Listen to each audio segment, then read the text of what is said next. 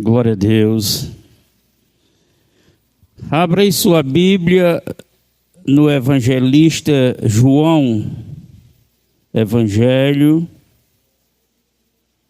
de João. O capítulo 21. Glória a Deus. 21.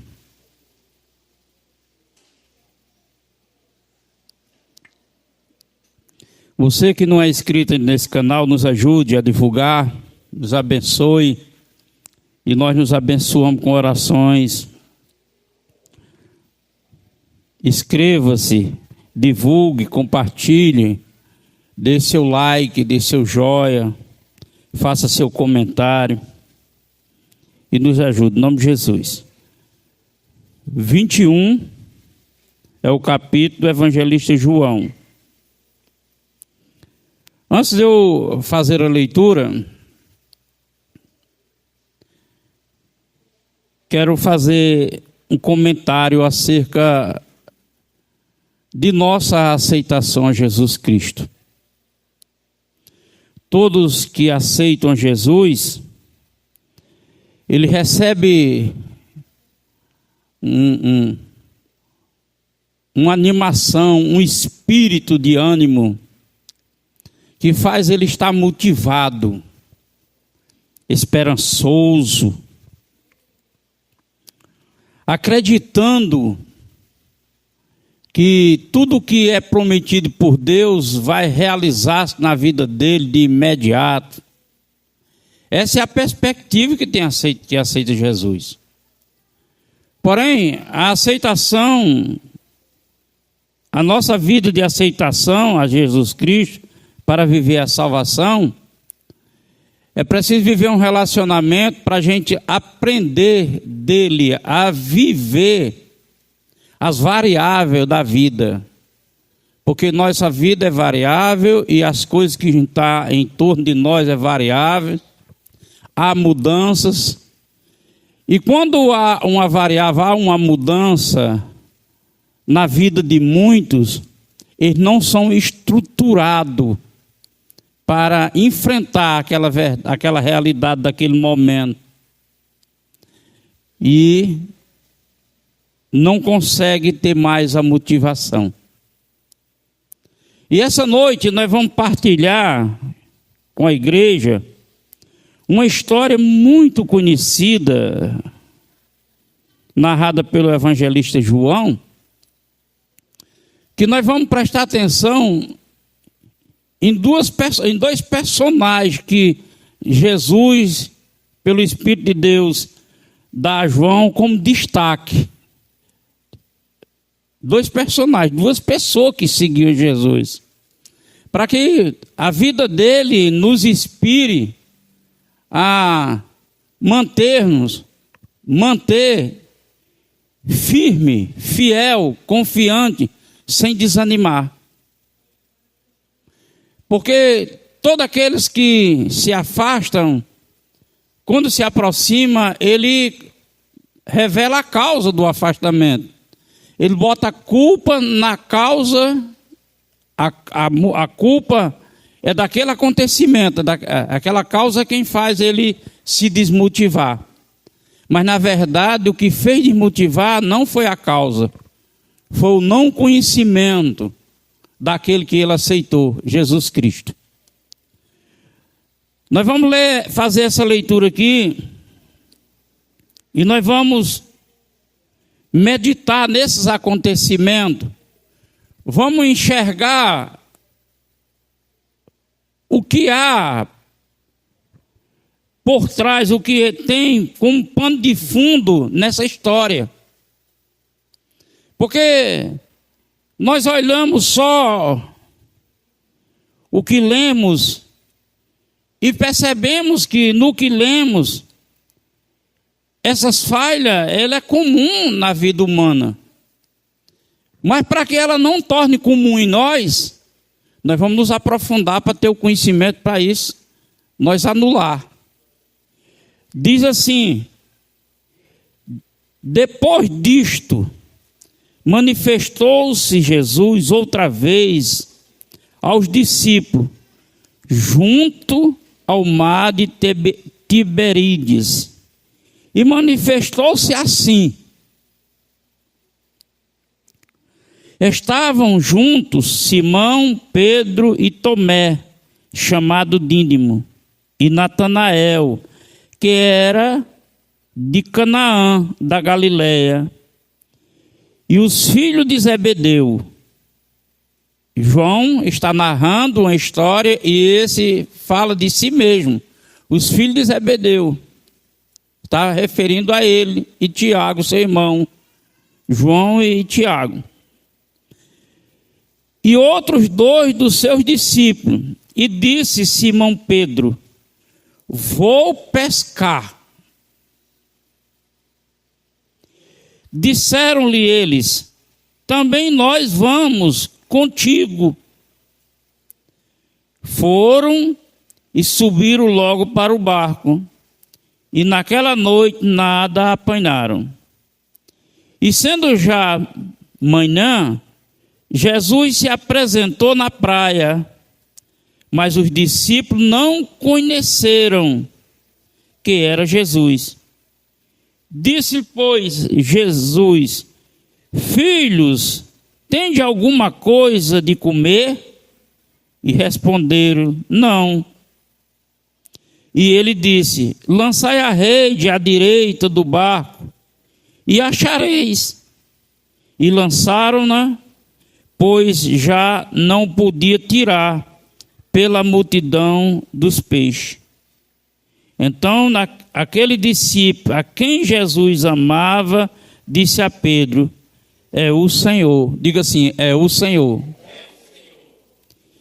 E quando Simão Pedro viu que era o Senhor, cingiu-se com a túnica, porque estava nu, e lançou-se ao mar. E os outros discípulos foram com o barco, porque não estava distante da terra, senão quase 200 côvados, em torno de 100 metros, levando a rede cheia de peixe. Logo que saltaram na terra, viram ali brasas e um peixe posto em cima, e pão. E disse-lhe Jesus: trazei-me dos peixes que agora apanhaste. Simão Pedro subiu e puxou a rede para a terra, cheia de 153 grandes peixes. E sendo tantos, não se rompeu a rede. Disse-lhe Jesus: vinde, jantai. E nenhum dos discípulos ousava perguntar-lhe: quem és tu? Porque sabiam quem era o Senhor. E chegou, pois, Jesus e tomou o pão e deu-lo, e semelhantemente o peixe.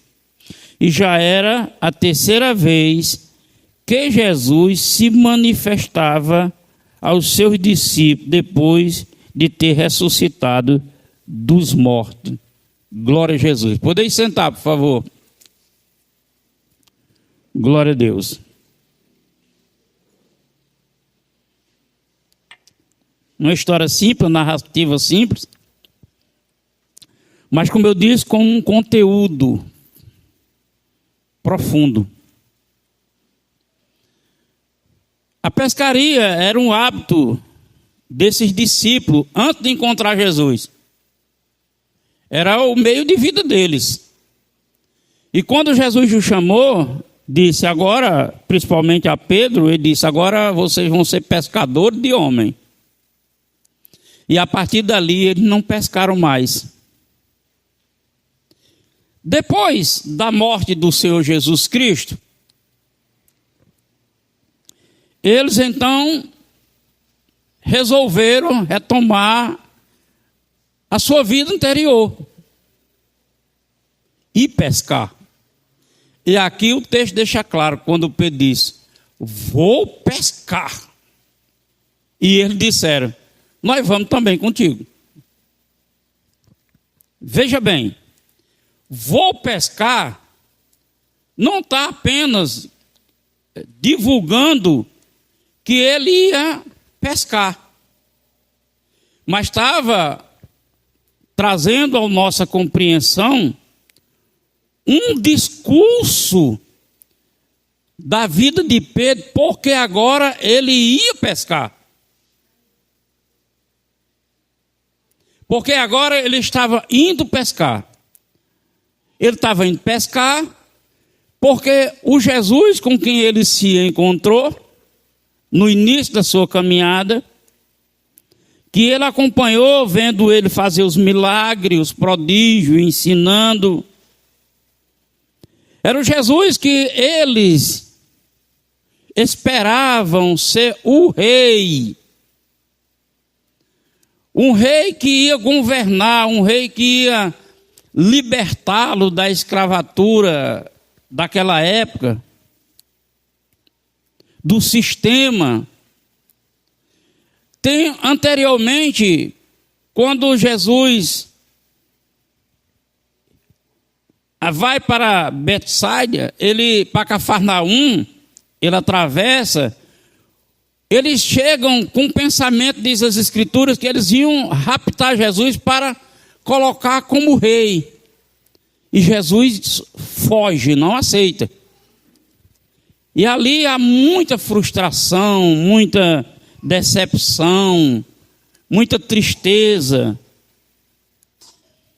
Mas alguns permaneceram fiéis a Jesus até a morte. Porém, quando Jesus morreu, então veio a total desilusão.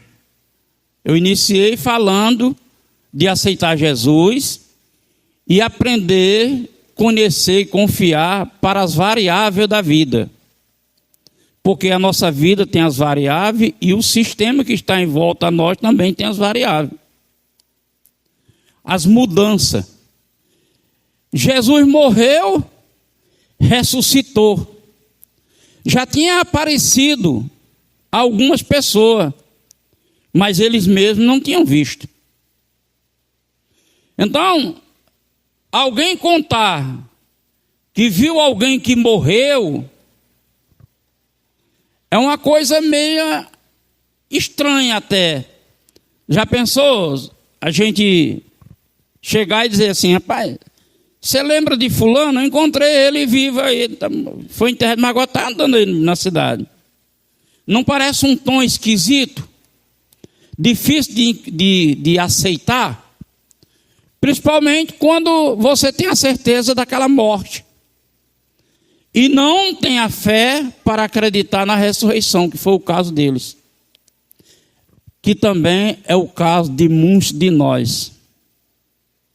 Talvez não acredite na ressurreição. Não na ressurreição de Cristo, mas na sua ressurreição. Para viver agora uma vida de eternidade com Deus.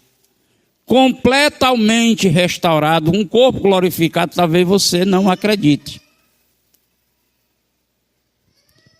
E aqui nessa história nós vemos esse discurso de Pedro, por trás, que ele se desiludiu. Todo mundo riu, mas ele não viu. Não, vou perder mais tempo não, vou pescar. O que significa isso? Vou pescar. Como eu disse, não está só um comunicado, um anúncio. Ele estava dizendo, eu vou voltar para a minha velha vida e minhas velhas práticas.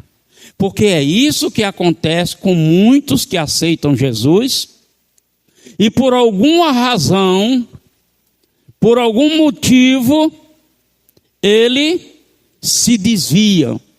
E quando se desvia, ele volta para onde? Para a velha vida e para velhas práticas. Glória a Deus, porque Deus sabe que em algum momento o homem deixa de crer. Deus sabe que em algum momento um de nós vai faltar a confiança. É por isso que Jesus veio a eles. É por isso que Jesus vem ao nosso encontro, não como uma pessoa, mas ele vem como uma palavra. E esta noite ele veio ao nosso encontro com uma palavra para permanecer no nosso coração a certeza que ele continua no controle. Aleluia. Então Pedro disse: eu vou pescar, vou voltar à minha velha prática, vou voltar a minha antiga maneira de viver. Que ele estava vivendo agora pescando alma, agora ele estava voltando a pescar. Mas nesse inteirinho de tempo da pescaria, que eles vão, experientes, eles sabem. E nós que eu já pesquei, irmão Gleu já pescou, a maioria dos homens aqui já gostou de ir uma pescaria, sabe que a melhor pescaria é à noite. A melhor pescaria, à noite é a melhor maneira de pegar peixe. E eles passaram a noite. Mas ali, eles não pegaram nada. Eles não pegaram. E o amanhecer do dia diz a palavra que Jesus vai ao encontro dele e fica na praia, a 100 metros. A 100 metros não é distante para se conhecer alguém que é conhecido. É verdade? Há condições de você se confundir às claras, a 100 metros de uma pessoa conhecida sua? É difícil. Normalmente você conhece. Olha e diz: é fulano. Não é verdade? Agora, observe o que o texto diz. Jesus estava lá e falou com eles: filhos, vocês têm alguma coisa para comer? Não. E quando ele diz filhos, o texto diz: e aquele a quem Jesus amava o reconheceu e disse: é o Senhor. Aqui estão os personagens. Pedro voltou para a velha vida com o coração voltado para a velha vida. Não por causa do trabalho, mas por causa da incredulidade. João, que é amado por Jesus, também amava Jesus. A Bíblia diz que João inclinava o seu peito, inclinava a cabeça no peito de Jesus. A Bíblia diz que foi o único discípulo a estar ao pé da cruz no sacrifício de Jesus. Ele não desistia de Jesus, ainda vendo Jesus morto. Ele estava lá. Aí é que está a diferença. Porque o amor é o que dá a lente para se ver melhor, para se compreender melhor, para aceitar melhor a situação, a causa daquele que você ama.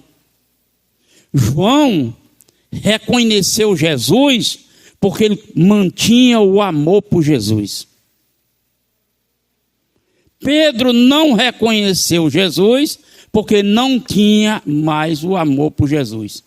E em seguida Jesus pergunta a Pedro: Pedro, tu me ama? Porque Pedro não tinha mais o amor por Jesus. Observe a capacidade de enxergar pelo amor. Observe uma mãe e um pai com o filho. Aleluia.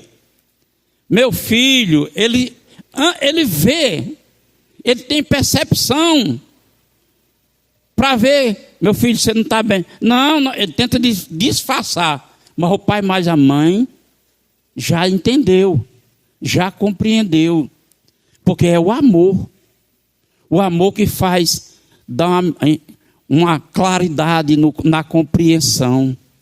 Porque é o primeiro mandamento: amar a Deus sobre todas as coisas. Por isso que a Bíblia manda como primeiro mandamento: amar a Deus sobre todas as coisas.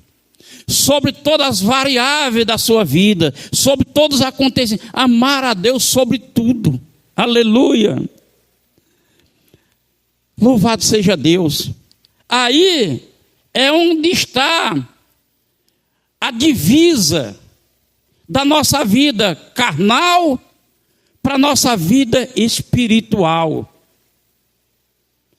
João estava com os demais, mas restava nele, havia nele ainda o amor. E quando ele olhou para Jesus, ele não disse: é o mestre, é Jesus, é o falecido. Ele disse: é o Senhor. Aleluia. Porque é a única forma de se colocar Deus no controle da nossa vida, é amando. É a única forma de colocar Deus sob o controle de nossa vida, é amando. Amando a Deus. Aleluia. Como eu disse, aí onde está a divisa. E qual é a divisa? Observe, nós vamos daqui para a cidade, ali tem uma placa, perímetro urbano, é uma divisa, uma placa. Você vai de um estado para outro, tem uma divisa. De um país para outro, tem uma divisa, tem uma linha. Tanto é que tem uma linha imaginária chamada linha do Equador. Você não vê, mas tem uma linha, tem uma placa dizendo: aqui é a linha do Equador. Tem alguns países vizinhos do Brasil que o que divide o país é uma ponte. Aleluia. Assim na nossa vida, do carnal para o espiritual. A linha que separa, a divisa que separa uma da outra, é o senhorio de Jesus Cristo na nossa vida. Se nós não colocar Jesus como Senhor de nossas vidas, para delinear, para marcar, para identificar, porque a divisa, a identificação é para dizer que domínio é. Você entra no Paraguai, está aqui estabelecendo a divisa. Ali tem um domínio, ali tem uma regra, ali tem uma ordem, ali tem quem manda naquele país. A nossa vida é assim espiritualmente. Enquanto nós não amamos a Deus para colocar Jesus como o Senhor da nossa vida, para delinear, para marcar, para mostrar para o homem, para os demônios, para o inferno e para o céu de quem você é, então sua vida está em risco. Aleluia. A vida está em risco.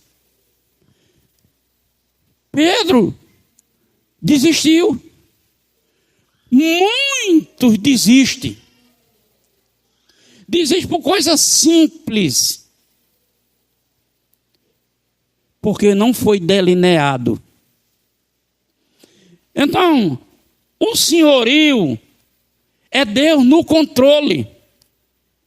E Deus no controle, irmão, Deus não só dá provisão. Vocês pegaram peixe? Não. Pois coloca a rede do lado direito. Coloquem a rede do lado direito. Lançaram a rede.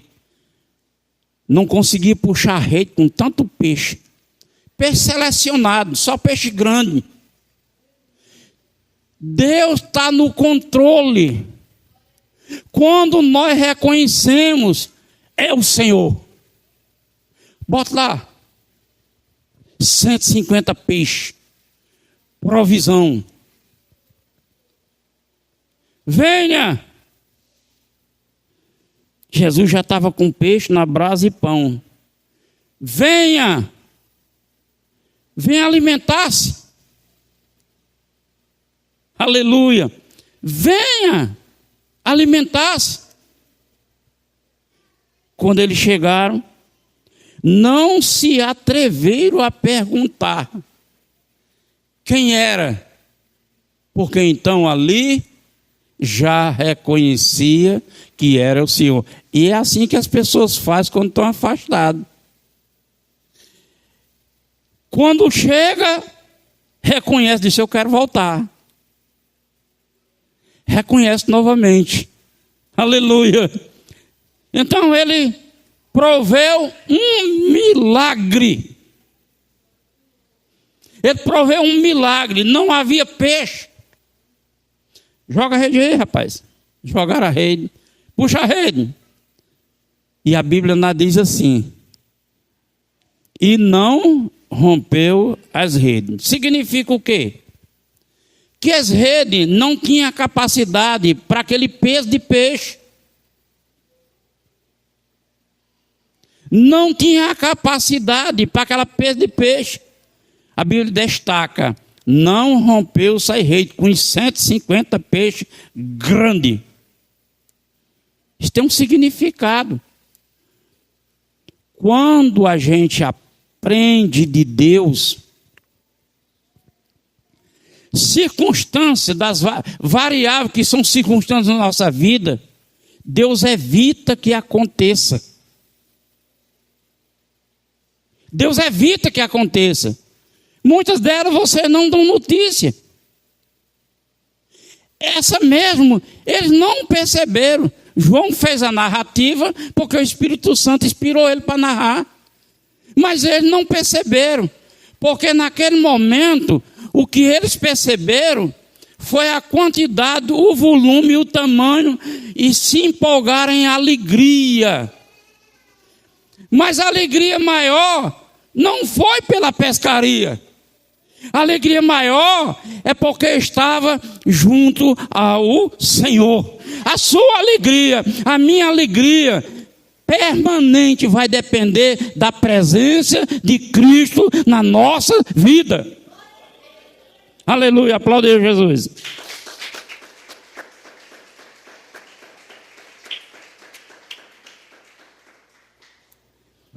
Glória a Deus. Então, ele alimentos. A provisão já foi feita. Alimentos. Pegue aí dos peixes que você conquistou, esse milagre que o Senhor operou na sua vida, tire uns aí para assar. Significa o quê? Que tudo que você conquista, você tem que partilhar com Deus. Você não pode achar que é seu. Você tem que entender que se você alcançou, lá em Deuteronômio, no passado, Deus advertiu o povo: não vai pensar que quando chegar lá, você estiver na bênção, imaginar que foi você não, porque foi eu. Então Deus está nos ensinando para que a gente viva bem, para que o nosso amor nos leve a ter Deus em nossa vida como um controle do nosso viver. Não tem peixe, peixe existe, porque Deus tem o controle. Pega aí, está ao lado direito. Arrasta para cá, vamos se alimentar. Bora. Agora pega daí também e traga aqui para aqui. Está indicando o que você tem, o que você conquista, o que você ganha. Você tem que partilhar com o Senhor. Não é à toa que a Bíblia diz: você dê, compartilhe de tudo, de seus bens, das finanças, com o Senhor. Deus quer seu dinheiro. Deus quer o seu peixe que você pesca. Ele precisa disso? Não. Mas é a forma de você mostrar e honrar a Ele, demonstrando que é dele. Não, isso aqui eu vou devolver o meu dízimo, porque é louvor para Deus. Eu sei que o meu trabalho Deus está provendo. Eu sei. Aí vai. Eu vou ofertar, vou fazer uma oferta. Vou fazer uma oferta especial esse mês. Paulo diz: propõe no coração. Se eu sentir vontade. Você não pode sentir vontade não, porque seu coração é como o meu, é como o de Pedro, é como o dos demais que estavam ali. É enganoso. A Bíblia diz que é o que mais é enganoso, é o coração. O mais mentiroso, o mais falso. Se eu sentir no coração, não é para você ser guiado pelo seu coração. O seu coração é para ser guiado pelo amor que você tem a Deus. E você vai e propõe. Eu vou propor para esse mês. Aleluia. Vem, traz o peixe que vocês pegaram. Bota aqui sua porção. Aleluia. Glória a Deus. Para mostrar que Ele está no controle. Para demonstrar que Ele é o Senhor. Porque abrir a boca e dizer é fácil, irmão. É por isso que o Evangelho é diferente, o Evangelho do nosso Senhor Jesus Cristo. Porque o Evangelho do nosso Senhor confronta para que você pratique. Não é pelo que eu digo, é pelo que eu faço. Não é pelo que eu glorio, é pelo que os outros, é pelo que Deus vê a glória dele em mim. É desse jeito que funciona o Evangelho. E aqui, essa história de aprendizado que Deus nos dá como ensino para os nossos dias de hoje, me faz eu lembrar quando eu me converti. Quando eu me converti, primeiramente assim, irmão, eu pratiquei muitas coisas. Eu fui praticante. Mas a última coisa que eu praticava era algo pesado. E eu abandonei e aceitei Jesus. E eu sabia a repressão que eu ia sofrer pelo fato de eu ter aceitado Jesus. Porém, eu valorizei a minha palavra, a palavra de empenho que eu dei. E minha palavra foi fácil não, de Jesus. A minha oração foi essa, o pastor orou e a minha foi essa. Jesus, eu troco tudo meu que não presta, eu entrego para ti, para você me dar tudo o que é bom. Aleluia. Então, em alguns momentos, não está fácil. Em alguns momentos, é difícil. Mas eu tenho que confiar e esperar o que é bom de Deus, porque Ele vem. Ou só tenho que entregar isso que não presta. Vou lhe entregar, Jesus, está aí. Quero não, vem para aí. Me dê o que é bom. Aleluia. A vida de fé é saudável. Aleluia. É muito saudável. Então Jesus disse, no 12, vinde, jantai, e nenhum dos discípulos ousava perguntar, quem és tu? Porque sabia o que era o... Olha, gente, como é fácil de mudar. Como é fácil de mudar o entendimento, como é fácil de mudar o pensamento. É só não resistir. A questão da maioria dos cristãos é porque ele resiste. Ele resiste à palavra. Resiste. Eu acho que não é assim não. Eu penso que não é assim não. Eu acredito. Eu acho. Aí vai nesses pontos de interrogações. E o diabo começa a dar uma tentação. Porque, irmãos, o diabo tenta nós com a palavra. Ele tenta com a palavra. Você vê que Jesus, quando foi tentado, o diabo usava a palavra. Mas observe que em nenhum momento o diabo chamou Jesus de Senhor. Ele reconheceu que Jesus era Cristo, que ele era o Filho de Deus, que Deus protegia ele, mas não reconheceu que ele era Senhor. Isso porque ele não podia. Porque só pode dizer quem é Senhor, como João escreve lá na primeira carta dele, só pode dizer que ele é Senhor quando é guiado pelo Espírito. Não é falar, irmão. Nós não estamos falando de uma coisa que falamos. Nós estamos falando de uma coisa que o nosso Espírito testifica. Porque você diz Jesus é o Senhor, mas daqui a pouco está fora dos planos. Mas quando você diz pelo Espírito, esse linear, quando você diz pelo Espírito, quando você faz Jesus Senhor, você fala pelo Senhor. Ele é o Senhor. É uma comprovação do Espírito, não é da carne, não é do homem. Aleluia. E é isso que a igreja tem que alimentar-se com essa palavra, ter sede dessa água, querer desse Espírito, para que possa, reconhecendo Jesus como Salvador e Senhor, porque é essa a confissão que nós fazemos. Eu aceito Jesus como Salvador e Senhor. Mas é a palavra. Uma palavra que às vezes você nem se empenha pela palavra que deu. Eu não vou mais não. Cheguei lá na igreja, me olharam assim. Eu fui na igreja e fica... Não vou mais não.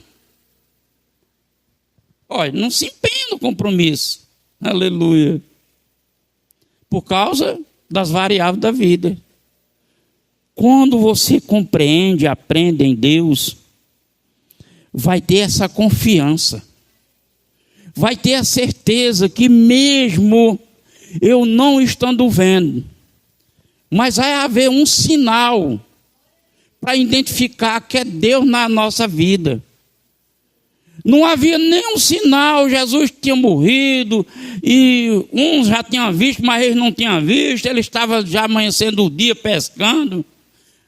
Houve um sinal, um homem na praia, aleluia, olhando, ei filhos, você tem alguma coisa aí para comer? Só faltou dizer, vai procurar no outro canto, vagabundo, aqui não tem nada não. Não conheceram. João disse, é o Senhor. No primeiro sinal, reconhece. Era um homem qualquer, para os outros, para João não. Porque ele permanecia amando. E quando se ama, se vê. Aleluia.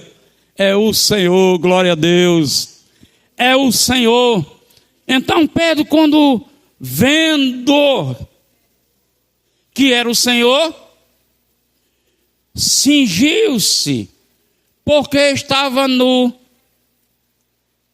e pulou na água, se escondendo. Por que Pedro fez isso? Porque só quem tem temor tem vergonha, irmão. Quem não tem temor não tem vergonha de nada, se mostra de qualquer jeito.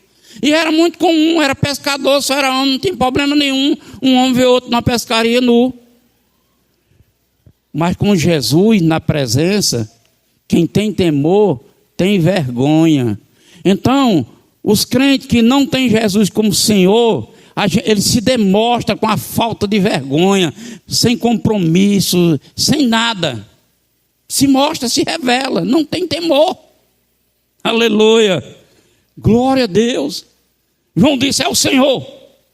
Pedro disse, é ele, agora eu estou vendo, ele mesmo. Vou vestir uma roupa e vou pular na água. Vou criar vergonha na cara. Vou me arrumar. Aleluia.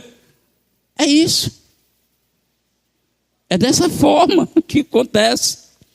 Eu costumo dizer, se você se converte, e no princípio da sua conversão, você não muda, Você está perdendo tempo. Vai mudar não. Muda não. Só muda quando você se converte.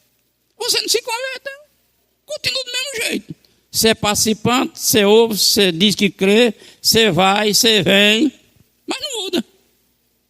E o Evangelho, o propósito do Evangelho é confrontar suas ideias, seus pensamentos, sua natureza, confrontar com a de Jesus.